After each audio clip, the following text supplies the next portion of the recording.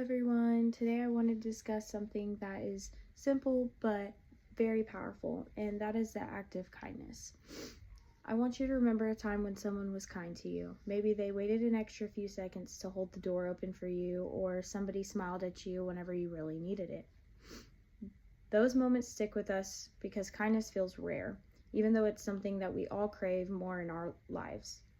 The good news is that being kind is not rocket science, and it doesn't require money or special skills and huge gestures. So today I'm going to teach you step by step 3 easy things that you can do every day to be kinder to the people around you. This includes practicing positive communication, empathy, and small acts of service. The first way to practice kindness is through positive communication. This is when you become intentional with your words and how you speak to others. Starting with simple phrases like thank you, please, and I appreciate it may seem small, but it really helps people feel like they are valued and appreciated. Another simple gesture is giving compliments, and I don't mean the ones that are fake or forced, but the ones that are whenever you genuinely notice the good in others. For an example, you might say, "You did a great job today," or "I like the way you explained that in your perspective." Giving small, sincere compliments can boost someone else's confidence. One of the most powerful communication skills, though, is active listening. Listening not just with your ears, but with your eyes and your nodding gestures, and not interrupting while somebody else speaks. Most of the time, people do not want immediate resolutions. They just want someone to listen.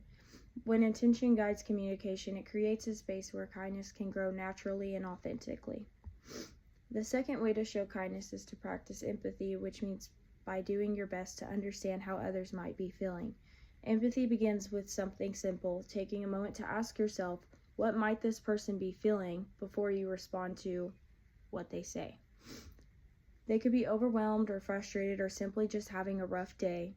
And once you consider their feelings, you can respond in a way that acknowledges their emotions. You can always say things like, I understand why you feel that way, or that sounds very difficult. Let me know if I can help.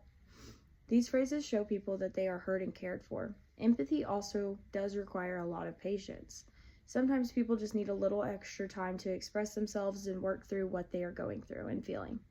Showing patience, whether it's in conversation, in a store, in line, or at home, is a meaningful act of kindness. When we give others the benefit of the doubt instead of jumping into conclusions about them, we can treat them with more compassion rather than judgment. The third way we can practice kindness is through small acts of service, especially actions that help someone else or put their needs before our own. It's not always the big gestures. Sometimes it is just holding the door for someone, offering to help with a task, or simply saying hello. Another example is sending a quick message to someone like, hey, I've been thinking about you and I hope all is well. You never really know when someone needs that or how much it might mean to them. And if you have extra time, you can help someone with something small like working through a homework problem, cleaning up shared spaces, or just checking in on your neighbors and family members. These small acts take little to no time, but do show people that they matter. We've now discussed 3 steps for being kinder every day, and kindness does not need a resume, special talents, or much time. It is about being more intentional with others. When we use positive communication and show empathy and complete small acts of service, we can create an environment that promotes support, compassion, and understanding. Thank you, and I hope tomorrow and today inspires you to create a little more kindness.